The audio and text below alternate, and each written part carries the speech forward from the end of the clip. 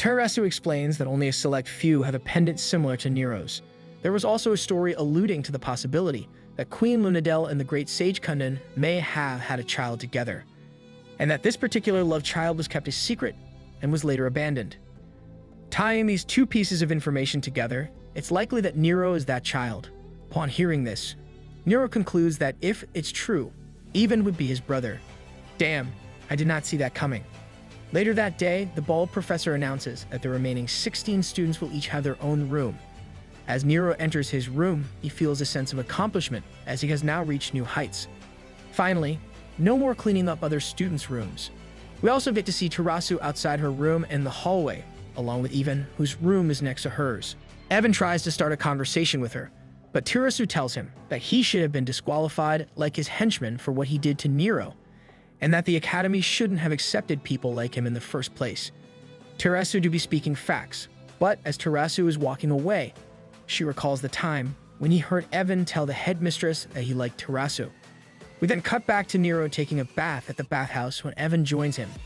He congratulates Nero for no longer being a slave, but Nero voices out his anger by asking Evan why he tried to sell Nero's siblings to his mother's killer.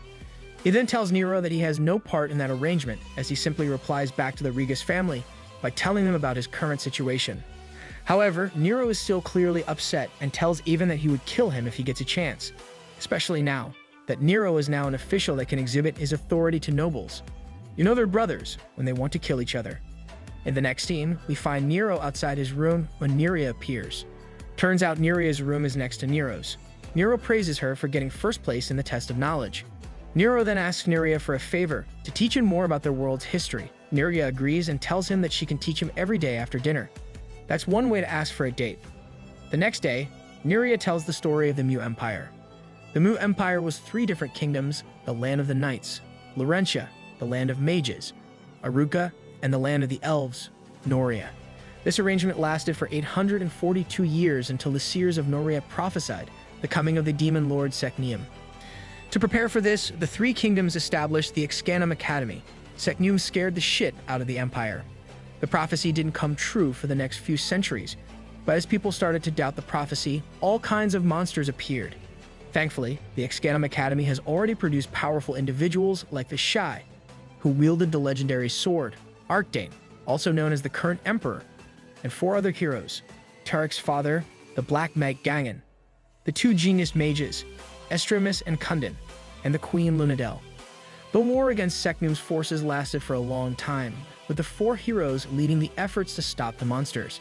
And at some point during the war, Estramus, one of the 2 genius mages, made a breakthrough in his research, which is that a sacrifice is necessary.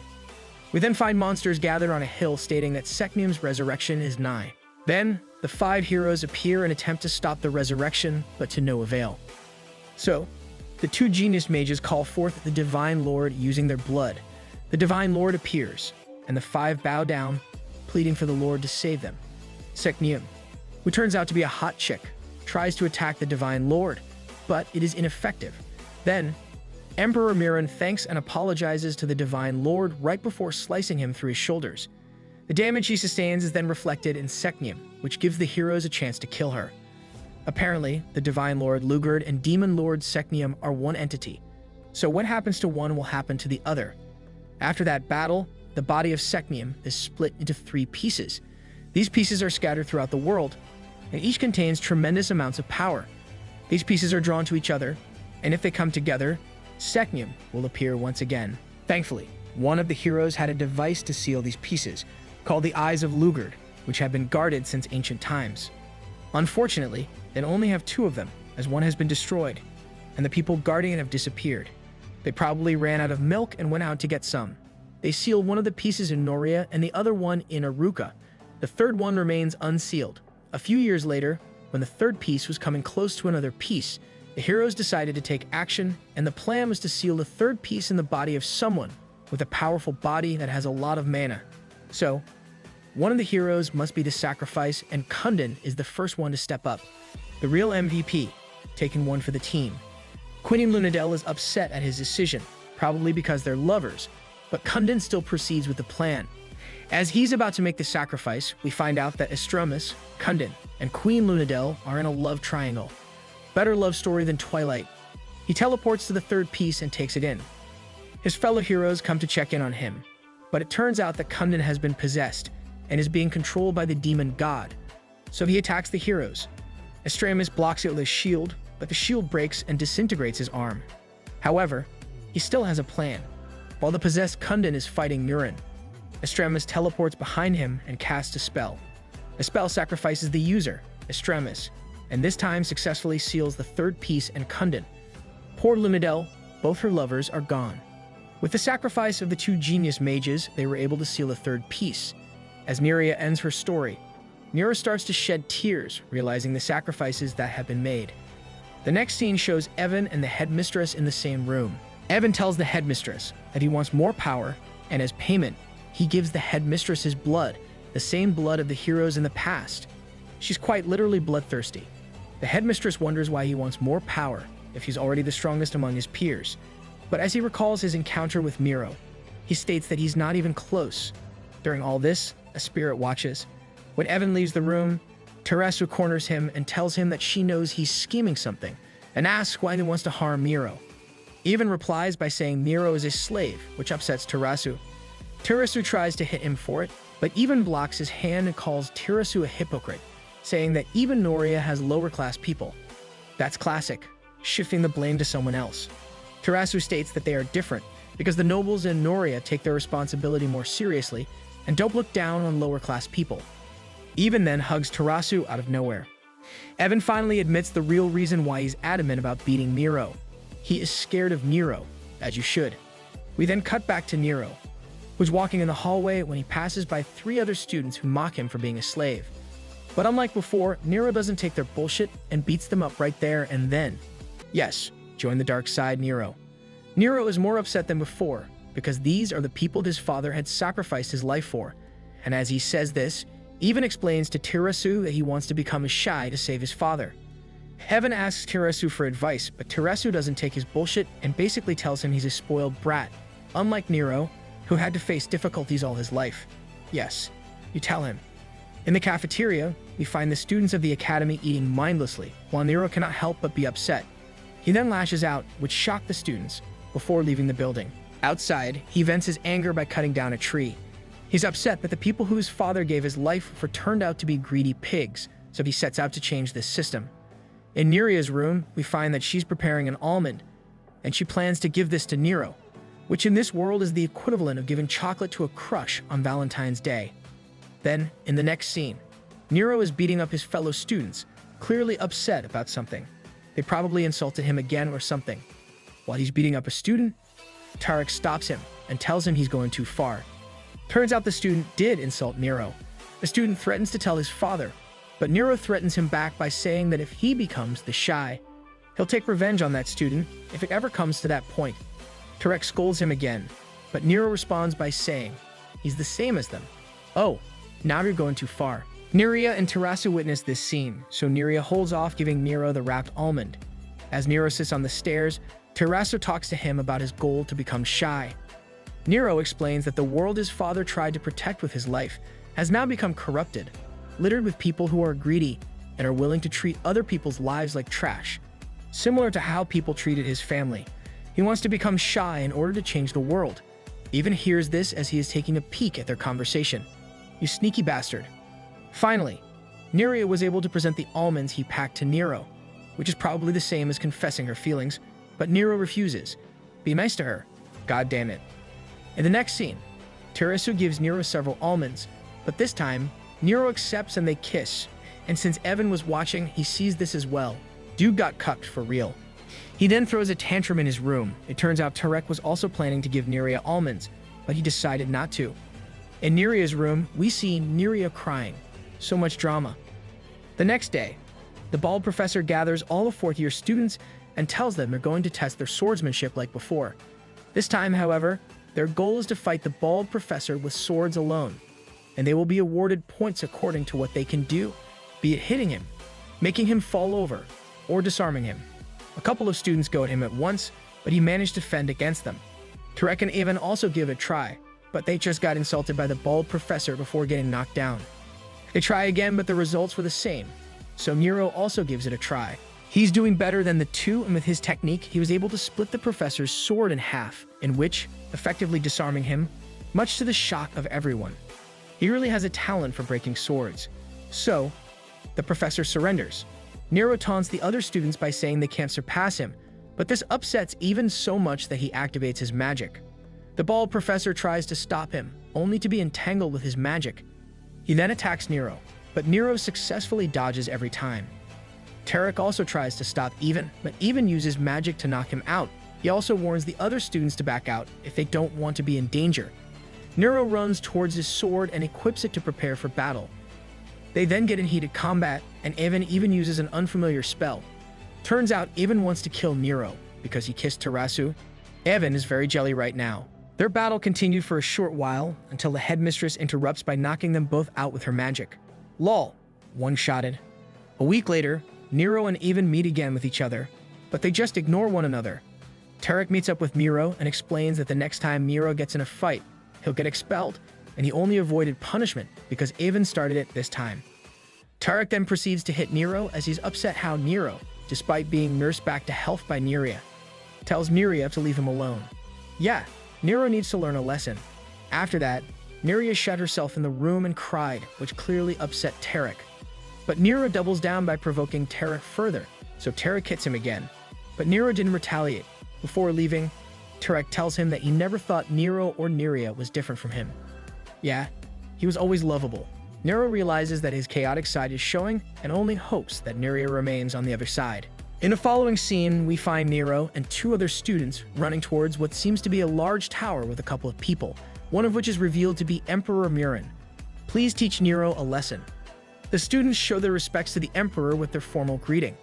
The Emperor congratulates the fourth-year students and gives a motivational speech right before explaining to them the Empire's problem right now, which is the increasing activity of Secnum's forces. He then explains that as soon as the students complete their exam that year, they'll be put on the front lines, and encourages them to prepare until then. With that, he concludes his speech and leaves. The students express their concerns after realizing that their peace might soon be disrupted because of the war. Great, that means more action and less drama. We cut back to Nero walking in the hallways, reminiscing about the time the Emperor saved him in the mines and gave him his sword. He then enters the room where the Emperor stays. The Emperor cheerfully greets and congratulates Nero for becoming an elite soldier of the Empire, as well as for his past achievement in defeating the monster army in the Omaru mine. But at the same time, the Emperor mentions Nero's fight with Even and how he's showing hatred towards nobles. Nero apologizes, and the Emperor tells him he understands, as the Emperor was probably in the same position before. Nero asks for guidance, but the Emperor simply tells him he needs to train his heart in the same way he trains his sword. After that, Murin asks Nero if he's ready to train his magic swordsmanship. Nice. Are we getting a training arc this time? In the next scene, we find Evan enduring flame magic that's coming out of Murin's sword. That sounded sus. Turns out Murin is also training Even, though this time, he's encouraging Evan to use his anger rather than control it, which is the exact opposite of his advice to Nero. Murin is two-timing. Elsewhere, Tarasu is reminiscing about the time she was kissed by Nero, but she also recalls the time Even hugged her. Tarasu is also two-timing. 3 months later, the bald professor, along with the other professors, explained the rules of the next exam, the test of mercy, to the students. The exam shall be taken in groups of 2, and they must defeat enemies along a path. The more they defeat, the more points they'll earn. What makes this exam different is that they can kill other students, though this will reduce their total points. This rule will naturally shock all the students. Battle Royale vibes. With that, the students began to form groups. Neria was the most in demand, since they assumed being in a group with the weakest student would lower their chances of being killed. Amidst the requests of other students, Terasu's spirit comes to ask Neria to partner up with her, and so she does. Tarek was upset with this as he sees through the intention of the other students, and because of this, the remaining students were hesitant at grouping up with him. But while this was happening, Nero and Even has already formed a group. Upon seeing this, Tarasu recalls his encounters with the two where she gave them her advice for their problems. Neria also reminisces about a similar encounter with Nero where he finally confronts her and tells her about his situation and why he cannot stand by her. After that, Neria simply cries and we see Nero becoming nostalgic for the shoes Neria made for him in the past. This story has more drama than Twilight. We then cut back to the present. where Nero and Ivan proceed to go to the forest. We also find Tarek and a black-haired student, who's noticeably nervous since Tarek can easily kill him.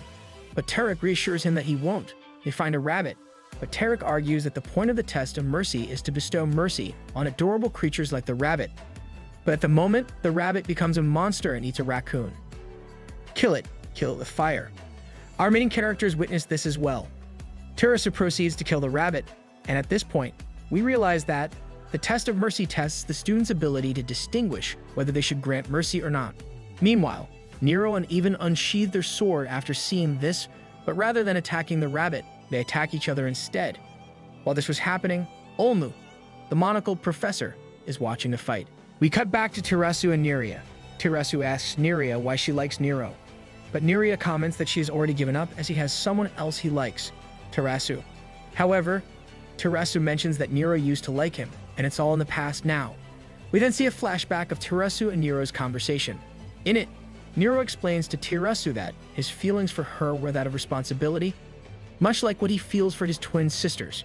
She just got sister-zoned. He then continues to talk about his flaws, why he saw Tarasu as a ray of hope, and the fact that he came to like Tarasu because she's what Nero aspires to be.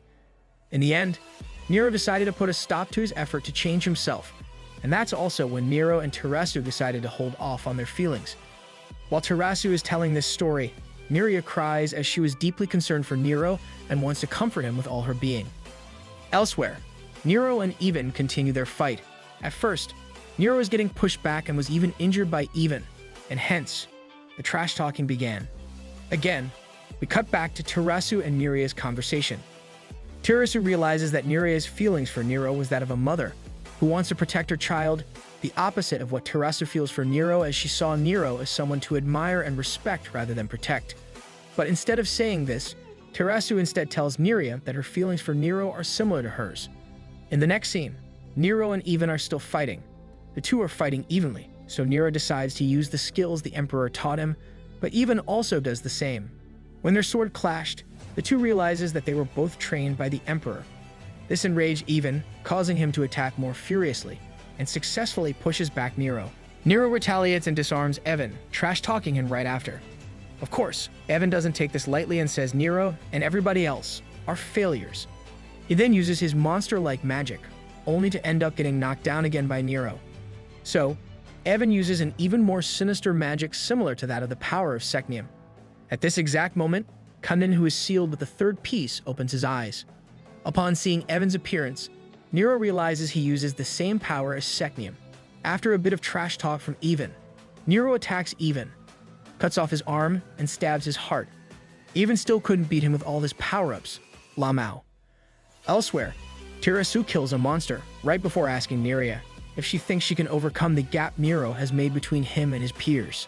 We cut right back to Nero and Evan's fight. Ivan surrenders, but he still shows remorse towards Nero as he claims Nero has been taking everything from him. Little bro got cucked and became a villain. Nero responds by saying they should just talk it out, and he is entitled to it. Nero then reveals that he's Evan's half-brother while showing his pendant, much to Evan's surprise. Evan was doubtful at first, so Nero shows him the pendant and explains what it stood for. He then tells Evan how he was abandoned and adopted by slaves, hence his origin. After that, we see a flashback of what exactly happened between Lumidel and Kundin. Turns out the two had to go their own ways because they both had to protect their home. Kundin is also meant to have a political marriage with someone else. Kundin tries to convince Lunadel to stay with him instead, but to no avail. Even in this world, politics suck. With that, Kundin gets into a political marriage with Ivan's mother. Then, the war raged on, so Kundin decided to head to battle despite his wife's persuasion. In the war, Kundin gets injured during his fight with a monster.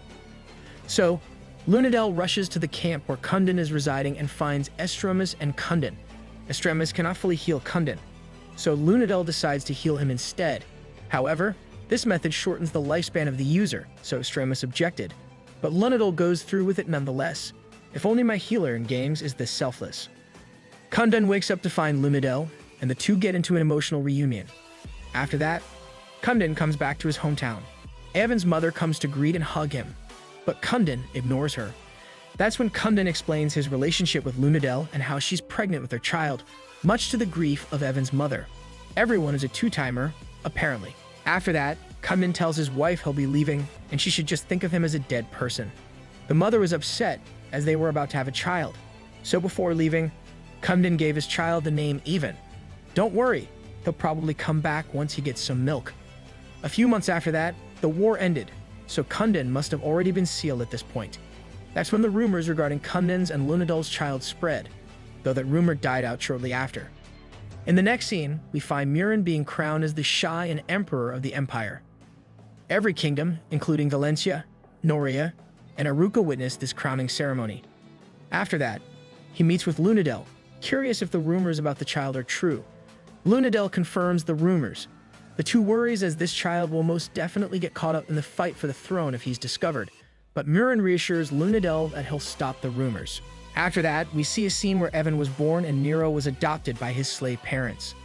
Upon hearing this revelation, Evan becomes even more furious since that means Nero was the reason his father left them. No man, he left for milk. So Evan becomes even more insistent to kill Nero, but Nero refuses to battle to the death. Their battle continues after Evan gets another power-up. Damn, how many power-ups can you have? You're not even the MC. With it, he's able to push back Nero in their battle. Elsewhere, Turek and the black-haired student have just finished their battle against countless monsters. The two are curious why some are extremely aggressive, while others were passive. Lol, they killed even the innocent monsters. We cut right back to Nero and Evan's fight, in which Nero has finally given up. Evan now has the chance to kill him, but after a flashback montage of his experience in the academy, Evan decides not to kill Nero. He then realizes that they are fundamentally the same. Here comes the power of friendship. At that moment, the seal stopping Cumden from going loose cracks. It also turns out that Murin had planned for this to happen. As mentioned by the headmistress, Hydia. After the exam, the professor goes ahead and tells the score of each group. Turek's group got 0 since they killed everything in sight. Others got a positive score. Tarasu got -4 since she probably killed an innocent creature. And Nero and Evan got -5. Neria, despite being in the same group as Tarasu, gets 7 points because she didn't kill anything. With that, she's the leading candidate for Shah, much to everyone's surprise. Everyone got stomped on by Neria, lol. The students gather in the hallway as always, and the headmistress greets and congratulates them for completing the 5th exam. She then announces that next week they'll be sent to the front lines, as mentioned by the Emperor. But before that, there will be a banquet held in Aruca for the students, and they must get a dance partner who they'll spend 5 days with. So, basically, it's a school dance. This is becoming more and more like a drama story. In the next scene, all the students are gathered in the cafeteria. This was the perfect chance for students to get a dance partner, which is why that's been what's in the mind of most students. Evan comes to sit at the same table as Nero. Are they friends now? But turns out Evan just wants to ask Nero if it's fine to ask Tarasu to be his dance partner, since Nero and Tarasu are no longer as close as before. Before Nero can answer, Evan goes for it anyway and asks Tarasu to become his dance partner, to which Tarasu agrees. Evan then comes back to Nero's table after. The next day, the students prepare to leave. The bald professor briefs them on their journey to Aruca, where the banquet will be held. Each couple is assigned to a royal carriage. Before going in, Nero finds Turek and Neria, as well as Tarasu and Evan going inside their respective carriages. In Nero's carriage, we find him with his partner, who's reading a book. She didn't want Nero to talk to her as she doesn't want to get close to him. Fair enough. Meanwhile, in the other carriages, Turek and Neria get along well as Turek tells her stories of his childhood. On the other hand, Tarasu and Evan have a more meaningful conversation. As Tarasu asks Evan why he's always with the headmistress, Evan explains that people comparing him with his father, as well as Nero's appearance, resulted in his inferiority complex. That's why the headmistress offer to give him more power in exchange for blood was a tempting deal. The power he got from the headmistress was the power of Secnium. Though it surprised him at first, he has come to accept it as part of his own. The journey continued and our characters began to come closer because of it. And all this time, Nero is just bored out of his mind. The carriages then stop and the students are ordered to stay in an inn nearby. As the students are getting out of their carriages, Nero finds Turek and Neria and Tarasu and Evan, who are much noticeably much closer than before. Oof, that must be painful. As they walk to their inns, Nero is slowly realizing that he's hurt, though he doesn't understand why at first. This is his first heartbreak after all. This continued until the end of the day. The next day, the students continue their journey to Aruca via carriages. Terasu, upon seeing the violin in their carriage, asks Evan to play it. Evan goes along with it and plays a song. In another carriage, we see Tarek and Neria still talking about their childhood, though Neria is the one doing the most talking this time. All the while, Nero is struggling to converse with his glasses partner. In the next scene, the students are on a boat. Nero witnesses Terasu and Evan bonding. He's getting jelly now. So he leaves his glasses partner to lie down, but he also witnesses Neria comforting Tarek, who is seasick. He gets even more jelly. Finally, they arrive in Aruka. While in his room, a butler comes to give Nero his outfit, which he then wears. During a banquet, we see Nero being approached by two nobles, who probably want to make connections with him after assuming he's from a prestigious family. But upon knowing that he's a slave, they awkwardly withdraw. Lol, little bro probably has a noble repellent. After that, he finds Terasu in her beautiful outfit and is mesmerized by it, until Evan greets him in a friendly manner. Oh, are they actually friends now? Right after that, Evan gets into a dance with Terasu. How the turns have tabled. He also sees Neria and Tarek dancing, which probably makes him extremely jealous. Nero continues to be heartbroken after seeing Tarek and Neria closely dancing. It also made him realize he probably had feelings for Neria as well. He struggles to control his emotions, but then he looks at the glasses of alcohol and recalls the time when his father used to drink alcohol to supposedly forget his emotions. So Nero chugs a lot of alcohol. Oh no, he's an alcoholic. In another scene, we find Olmu, the professor with the monocles, dancing with the elf professor, who praises his ability to dance. Bro got the riz. At that moment, Olmu lets go of his partner and go back to being his vigilant self. Never mind. He realizes that the headmistress who likes to be the center of attention isn't there, so he assumes she's plotting something. True enough, he finds the headmistress plotting something with a suspicious person. The headmistress talks about the students in the battlefield, but Olmu cannot hear their conversation properly. He tries to get closer, but he alerts the headmistress, who instantly shoots a fireball in his direction. Thankfully, Olmu was able to teleport away. Back at the banquet, Nero was already drunk. Because of this, he proposes to dance with everyone he sees. As he's about to fall over, Terasu grabs his hand and keeps him standing. She then tries to escort Nero to his room. Evan sees this and escorts Nero instead since he's technically his brother. Slowly but surely, Evan is getting softer. In the next scene, we find Tarek and Neria on the balcony. They were about to kiss, but Neria decides against it as she still has feelings for Nero. There's more drama here than in Wattpad stories. Meanwhile, Nero tells Evan he likes him, only to find out that Nero was referring to Neria. The next morning, we see Nero waking up from his hangover. He roughly recalls what happened that night, which embarrassed him. He then finds a letter, which is most likely from Evan, telling him he'll kill Nero if he ever has to do that again. Evan is a tsundere. Elsewhere, Olmu is checking a list of names of students and realizes that those who can potentially become a threat are separated from others. He proceeds to burn this list and make a new one, declaring that he's rebelling against the headmistress. As always, Olmu is the real MC of this story. The students gather in the hall. Nero and two other students arrive later, so they were scolded by the vice principal. Afterward, the vice principal announces that they'll be dispatched to Aruka and Noriev to fend off against Seknum's forces. This mission will serve as their 6th exam, the test of authority. This surprised not only the students but also Olmu. The students are then divided into 2 groups consisting of 8 students each. Group A will go to Aruka and Group B to Noria. The vice principal announces the students in each group. Unfortunately, Tarek is the only main character in Group A. The rest, including Nero, Terasu, Neria, and Evan, are in Group B.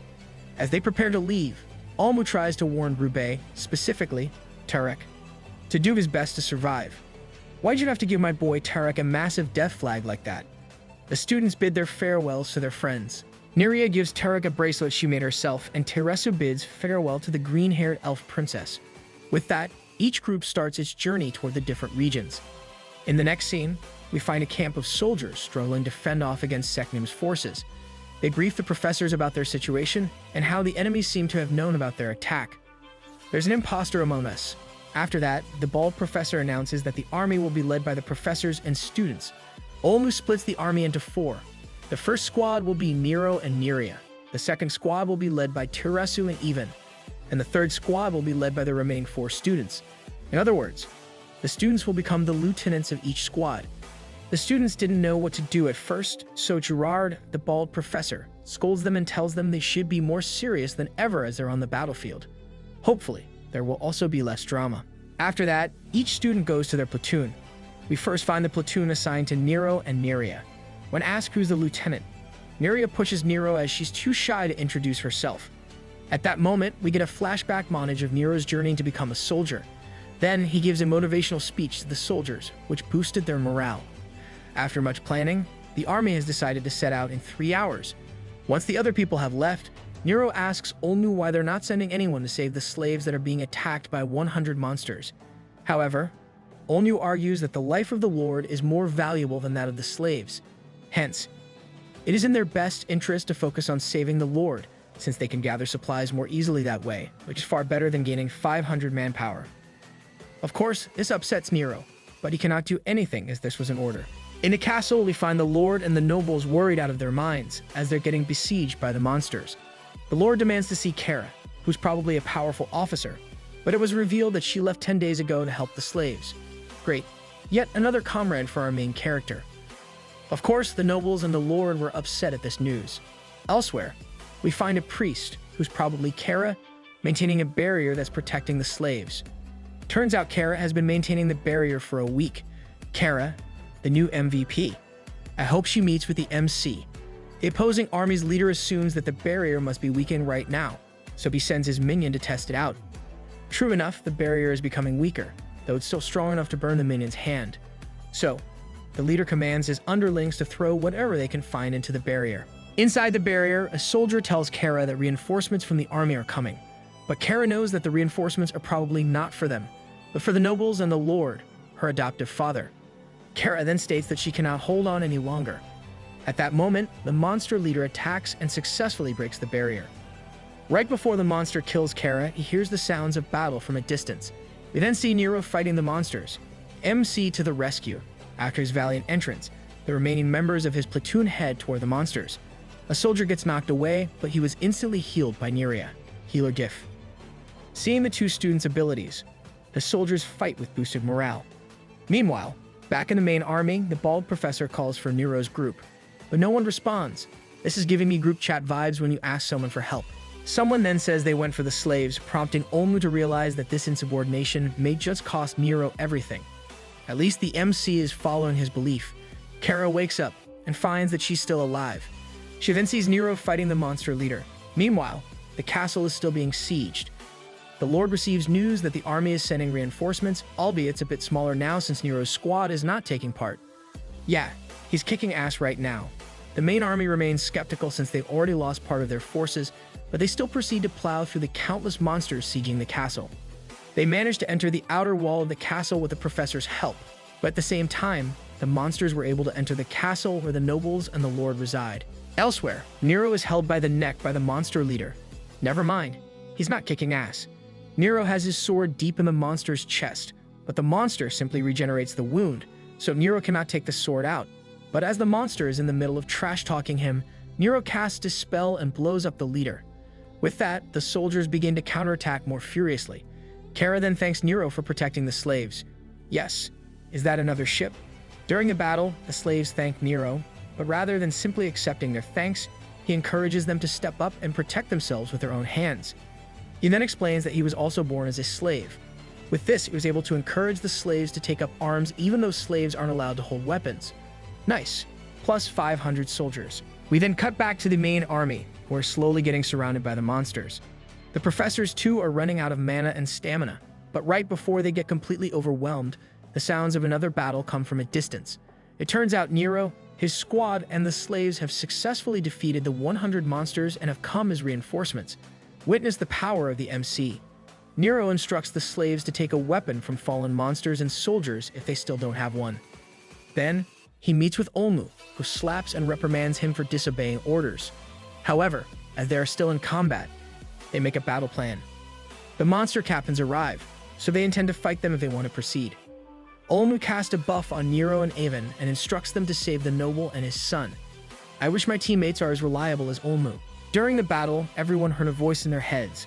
It turns out Kara, the priest, is talking to them using sacred magic. She then instructs everyone to envision the Divine Lord Lugard in the count of 3, and so they did. Because of that, everyone received the blessing of Lugard, a buff that gives them an enormous amount of power. With this buff, they were able to defeat the monsters easily. Now that's what I call support diff. Nero and Even then find their way through the horde of monsters using an invisibility spell. Upon entering the castle, they're met with the main leader, who is holding the lord by the neck with magic and tells them they're too late. Who cares? He was a useless lord anyway. In the next scene, Kara instructs other soldiers to gather the injured in one area. Once that's done, Kara attempts to heal them with her magic, which she was able to do successfully. However, as more injured soldiers come to her, she was unable to continue as she's running out of mana. Nerea sees this and asks how to cast that healing spell. Great, a power-up for Nerea. We then cut right back to Nero and Even, who was easily defeated by the monster leader. The leader explains while holding Evan by the neck that they cannot defeat him since he has the power of Secnium. Upon saying this, a blue trident stabs him in the back. He was able to retaliate since Even, too, has the power of Secnium, much to the monster's surprise. And with this chance, Nero was able to cut off the leader's head, successfully defeating him. As they say, brothers who kill together, stay together. Meanwhile, Nerea is trying to cast the sacred healing magic that Kara cast earlier. She expresses her desire to save the soldiers, and with her earnest request, the Divine Lord responds. So, Nerea successfully cast the healing magic, healing the injuries of every ally on the battlefield. Nerea is extremely OP. With that, they were able to win this battle and everyone celebrates. After the war, Kara was crowned as the master or lady of the region, since the previous was killed in the previous war. She then declares that slaves can bear arms, seek education, and join the military. Wow, so it was actually a good thing the previous lord died. Nice. Kara then thanks Nero and Nerea for coming to their rescue when nobody did. Upon seeing this, Olmo recalls how the current emperor, Murin, made everyone bow before him despite being a slave. And this time, Nero, who's also a slave, was able to make everyone raise their head. Oh, that's probably why the title is Slave B. The Emperor is the Slave A. In the first scene, Nero is being pulled by tentacles while reaching out for Nerea, only to fail. Lol, that's a scene straight out of hentai. But it turns out that has yet to happen. 1 week prior to that, we find the professors planning a battle. This time, the students are grouped into 3, since there are 3 strategic points they should cover. Oh, just like a MOBA then. With that, the students proceed to travel to their respective regions. During their journey, Nero recalls his encounter with Olmu. Olmu tells Nero that while he did save him this time, he shouldn't do this again as he may be executed or even brought back to slavery next time. Of course, this upsets and even confuses Nero, since he's torn about whether he should save unprivileged people like slaves or just follow orders. Seeing this, Nerea gives a look of concern. Even after all the drama, Nerea is still the best girl in this story. Upon arriving at their destination, the bald professor leads the charge to attack the monsters. Nero finds it easy to kill the monsters, since they're already tired of fighting the soldiers. He then hears a scream from a distance, and finds that Nerea is about to get killed by a monster. Thankfully, Nero managed to kill the monster before his attack connects. Nero then instructs Nerea to stay near him and don't leave his sight. Oh no, Nero is cucking Tarek too. After a long day of fighting, they were able to kill all the monsters successfully. They were then welcomed by the soldiers inside the castle. However, seeing how weak the monsters are, Juror asks why the soldiers struggled against them. It turns out that they were also busy dealing with slaves that are laying siege upon the soldiers. They probably treated those slaves like trash. Because of the revolt, the supply lines of the soldiers were cut off, hence why they were also exhausted. Upon hearing this, Nero asks the soldiers what they did for the slaves to act like this. However, the soldier responds by saying they don't know what's causing them to revolt, but Nero argues that instigators always forget the terrible things they do. Before they get into a heated argument, the bald professor stops them and asks the soldier to open the gates, as they will attempt to clear any misunderstanding between the slaves. Upon entering, they find a group of slaves ready to attack. The bald professor raises his hand and tells them they were sent by the emperor. So, the slaves lay down their arms. Wow, that slave looks like Slave C. As Nero looks at the slaves, he assumes that they must have been cornered into a dead end, and he knows the feeling well as he has been in their position in the past. In another place, a soldier brings Olmu news that Caiaphas is leading the charge in one of the 3 fortresses getting besieged. He then instructs the soldiers to send reinforcements that way immediately. Tirasu asks who Caiaphas is, to which he explains is one of the leaders who can turn people into emotionless beings with only their darkest thoughts. Mind control that explains why we got a scene out of hentai earlier. It was then foreshadowed that the slaves in the fortress that Nero and Nerea were assigned to are probably being controlled. While on their way to the inner castle, Gerard asks the slave leader what caused them to revolt, to which the leader answers was, because nobles are greedy. They restricted the slaves' food supply and didn't allow them to arm themselves. For that reason, they've decided to rebel. After hearing this, Nero gets upset since he has been on the receiving edge of this greediness in the past, and understandably, the slaves are incredibly furious and want to retaliate. So, Gerard and the slave leader come to a compromise. They agree that would come to the castle to negotiate with the nobles, and if they attack, they will help them siege the castle. With that, they proceed to go towards the castle gates. On the way, they pass by the statue of the Lord, Aslan, who was supposedly a noble known for fighting for the rights of slaves. Well, that seems suspicious then. While walking toward the castle gate, a warning shot was fired in the direction of the bald professor. Gerard attempts to negotiate with the Lord by saying they were sent by the Emperor, but Lord Aslan refuses and asks them to leave. At that moment, the slave leader yells at Aslan and demands they open the gate and share their provision. However, the mage sends a fireball flying in his direction, which Nero was able to successfully block with his sword. As he was able to hit and destroy the castle, Nerea stops him, telling him this would only make things worse. Yeah, tell them Nerea. They'll be stopped swinging. Nero continues to slander the nobles and describes them as greedy pigs who only want to take everything from them. Lord Aslan then realizes that Nero was a slave, which Nero confirms, but rather than acting like your average entitled noble, Aslan responds by asking Nero if he truly believes every noble is corrupt, and argues that Nero only thinks that because of his bias. You make a good point. Nero turns to Nerea and asks her to reinforce his belief, but alas, Nerea's master was kind and nice, which further proves the point of Aslan. Yep, generalizing is bad. In the end, Nero is unable to agree with Aslan, so he proposes that they meet in the peace statue later. So, Aslan meets with the slave leader, who turns out to be a duke, as mentioned by Aslan.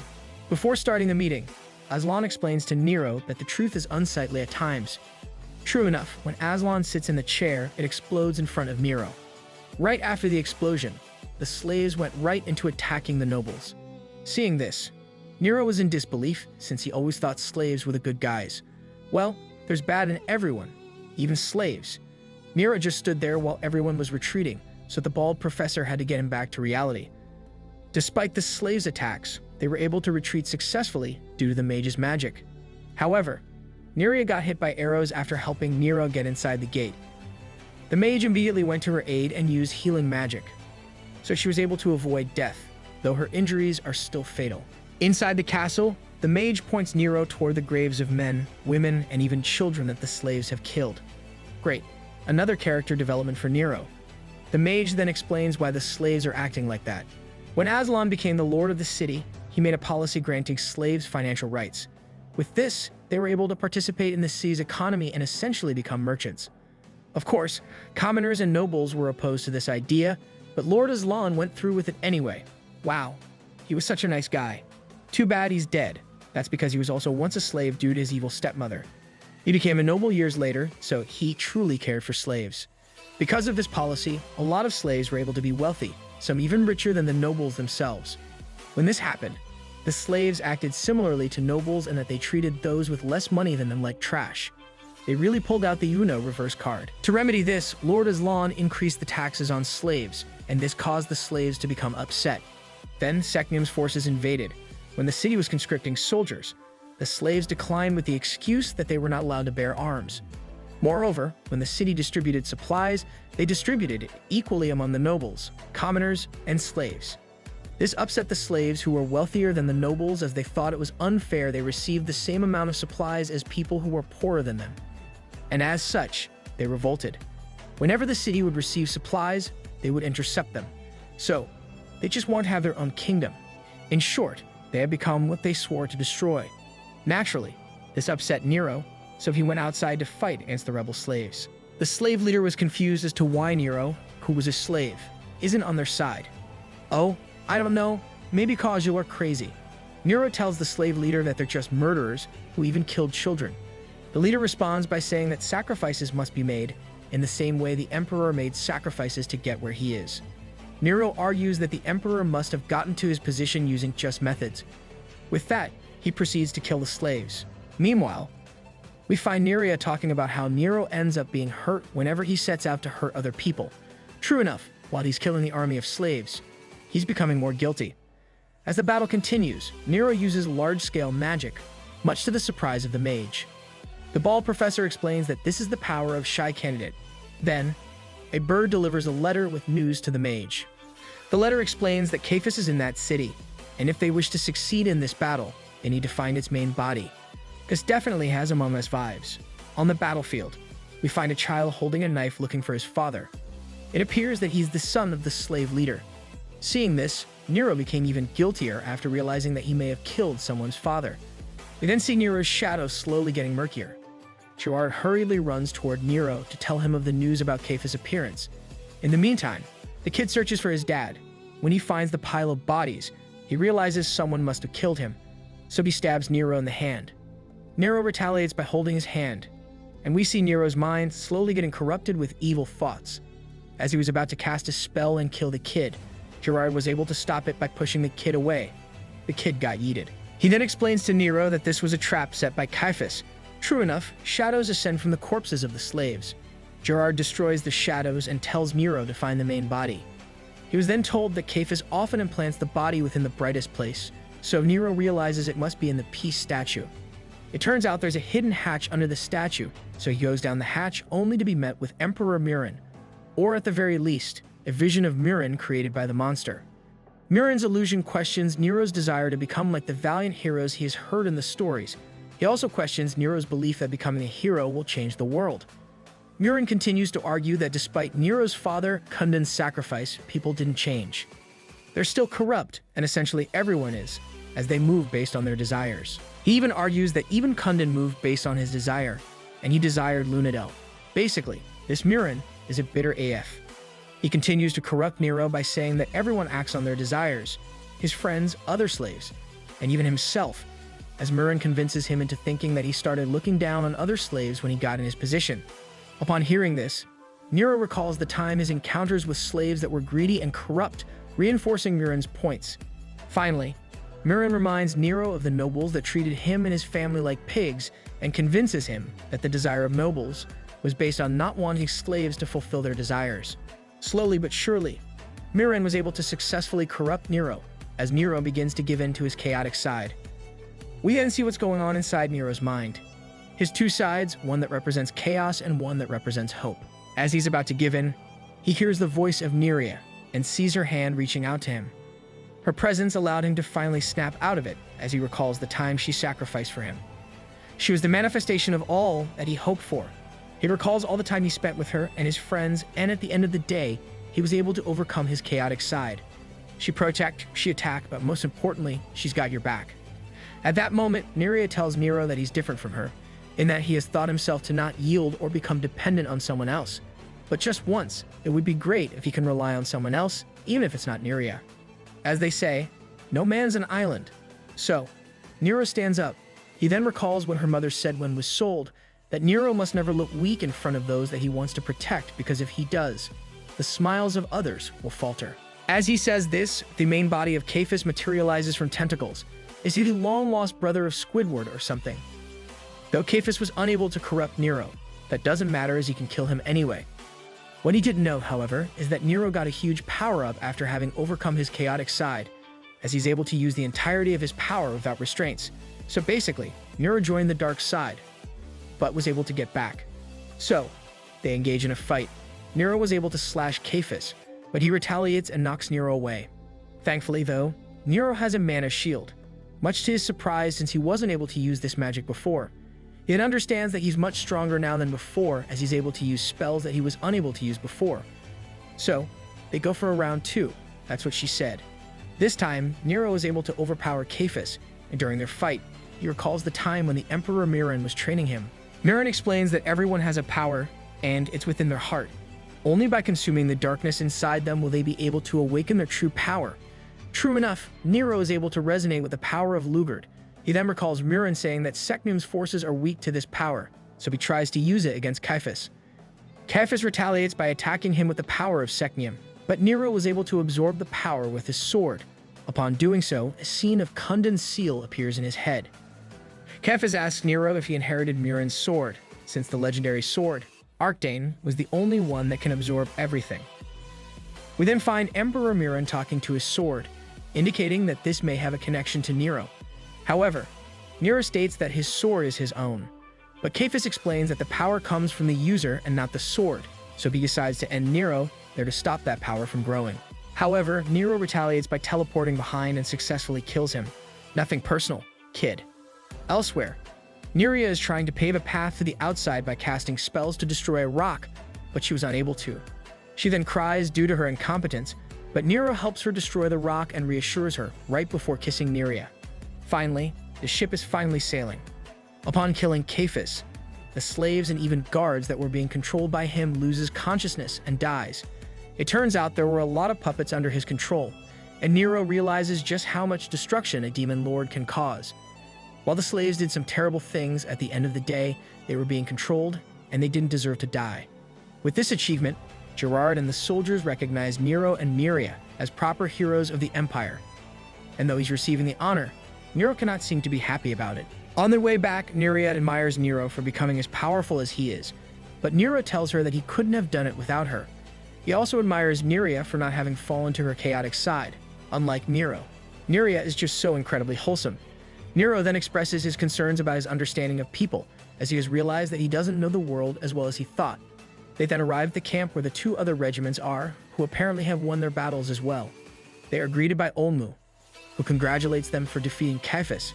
Gerard explains that it was Nero and Nerea who defeated him, which impresses everyone, especially Terasu and Even, as they realize that they must be as strong as Emperor Murin if they were able to defeat Caiaphas. I personally don't think so, maybe in character. Olmu asks Nero if he's able to find an answer to his question, to which Nero responds by saying he really didn't know much of anything. Olmu was probably hoping for that answer because he says that Nero has grown. Olmu then explains that there are two kinds of people in the world, those who are unaware of their ignorance and try to oppress those that go against their belief, and those that are aware of their ignorance and try to learn as much as they can.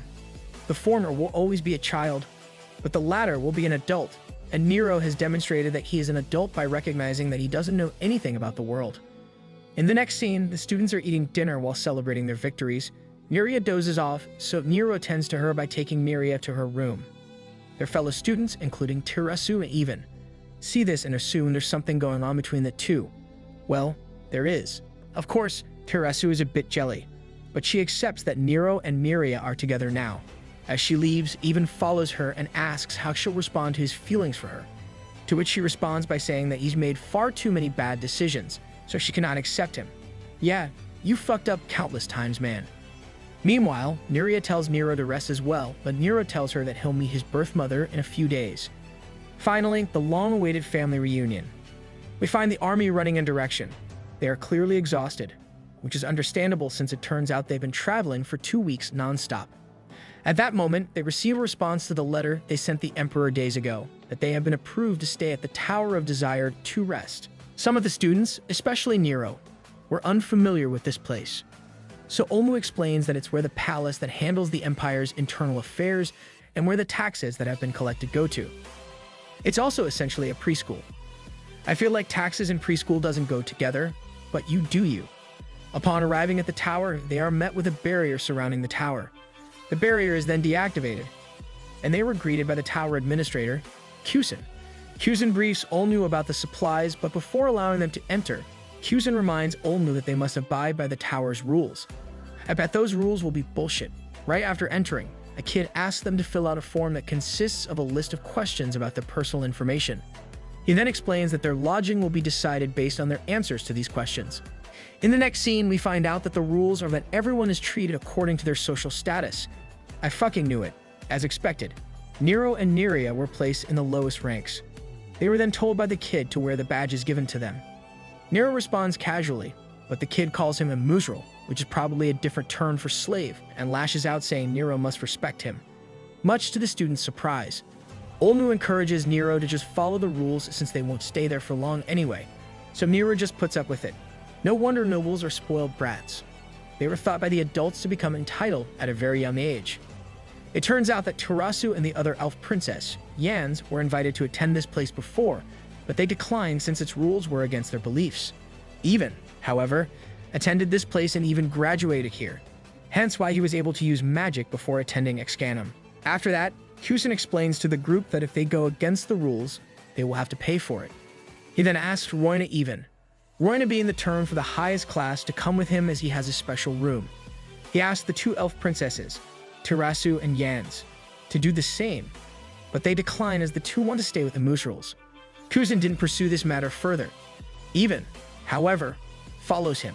Before leaving, he instructs Nero and Neria to accommodate the two elf princesses while they stay on the same floor. The audacity from this man. Then, they find a huge bowl-like structure filled with liquids. It turns out the defensive barrier protecting the tower is generated from this structure. It's being operated with an enormous amount of ores that are refined manually through the kids' labor. Free child labor. Of course, Nero questions why kids would intentionally come to the Tower of Desire if it forces them to do this kind of work. However, Olmu explains that just like Excanum, graduating from this place is a privilege to most people, hence why people are eager to get in. During dinner, Nero attempts to converse with the Mushroom kids, but they don't respond. Wow, this conversation is deader than my class group chat. The kid who was facilitating them earlier comes and tells Nero to be quiet since they're not allowed to chat in public places in the first place. The kid then assigns someone to clean up the cafeteria, but Nero complains since he has yet to finish eating. After that, Nero and Neria observe the children playing at a distance. Then, in the middle of their chat, Olmu appears, and apparently, he has learned how the Tower of Desire operates. It turns out that the tower is basically an experimental center, and the Mushrals, who are slave kids, are fated to execution, and they can only avoid execution by serving in this place. This is giving me Promised Neverland vibes. That's why they're happy to work. Olmu also explains that, unlike the Excanum Academy, the professors aren't the ones who give scores to the students. Instead, the students in the higher classes are the ones who decide the scores of those in the lower class. So high-class students can expel anyone they don't like? Got it. Elsewhere, Kusin is talking to Evan and reminds him about the responsibilities of nobles. Kusin also reminds Evan of his experience inside the tower, where he supposedly made a terrible decision. We then cut right back to Nero, Neria, and Olmu. Olmu further demonstrates the nature of this place by summoning a lot of coins. The kids see this and immediately inform the higher class kid, the Scoff. Upon seeing this, the Scoff instructs them to call the Roinas as well. If I were there, I would have taken everything. Olmu explains that they act like this because they were conditioned to only take what they deserve according to their social status. So, since the Mushrals or slaves only earn so little, they didn't take any of the coins as they didn't think they deserved it. Instead, they called the higher class students. That's essentially what this tower is all about, an experiment to observe the interactions of kids when they are conditioned to believe certain things. Nero didn't believe this experiment was approved by Murin since he was once a slave. But Olmu explains to Nero that when Murin became the emperor, slavery became stricter. And this tower is a project Murin himself is involved in. So is Murin actually a bad guy? We then see Evan struggling to stand up after remembering his supposedly traumatic experience. Kusin helps him up and tells Evan he'll take him to the top of the tower. Olmu ends his explanation by saying that the concept of money and earnings is made by the Empire to push people to work harder. Only by doing so can they keep the economy going. We then cut right back to Evan. Upon arriving at the top of the tower, they find a laboratory where a couple of bodies are stored in large capsules. It turns out that those are the bodies of kids that were expelled and were about to be executed. Okay, so it's somewhat similar to Promised Neverland. This surprised Evan. Kusin then points him to a specific body, saying that it was the body of the kid who Evan personally expelled. Evan still remembers the kid's name, which indicates that they might have been close. Oh, backstory time. Meanwhile, Nero still can't believe that the Empire, much less the Emperor, is funding this project. But Olmu explains that Nero doesn't know Murin very well, and he shouldn't act as he does. He ends the conversation there as he tells them that there are other matters in hand. It turns out that the bodies in the capsules are part of an experiment to make a person unable to use magic. Yes, so they can oppress the slaves even more. They're closing the third eye, to be precise, since the third eye is essentially the only way for a person to see or feel magic. The experiment is working, but the speed at which the third eye closes is too slow. Kusin then explains that they're already doing this by spraying potion through the sky. The worst part about this is that the third eye is also connected to the spirit, so by closing it, A person will also lose their spirit and become more irrational. So basically, like drugs. Kusin explains that they're doing this so they can more easily control the lower class, since the higher class Roinas are few in number and can easily be overwhelmed by the large numbers of slaves. At that moment, Evan sees the body of Max reaching his hand out to him. We then get a flashback of Max breaking a teacup in front of Evan. Evan keeps this a secret, not wanting Max to get punished. In the next scene, Evan gives Max a plate of smoked duck. Evan then explains to him that while he's being taught to kill people, he doesn't want to. I'm starting to like Evan again. He then tells Max that if he kills someone, it would not be him, but Roina. Then we see Max getting caught for trying to steal a supposedly important object, but Max states that he had no choice since he needs to buy medicine for his mother. At that moment, Evan was forced to make a decision regarding the punishment of Max, to which he says expulsion. Then we cut back to the present, where Max begs Evan to kill him, and he does, much to the surprise of Kusin. No wonder Evan got so effed up.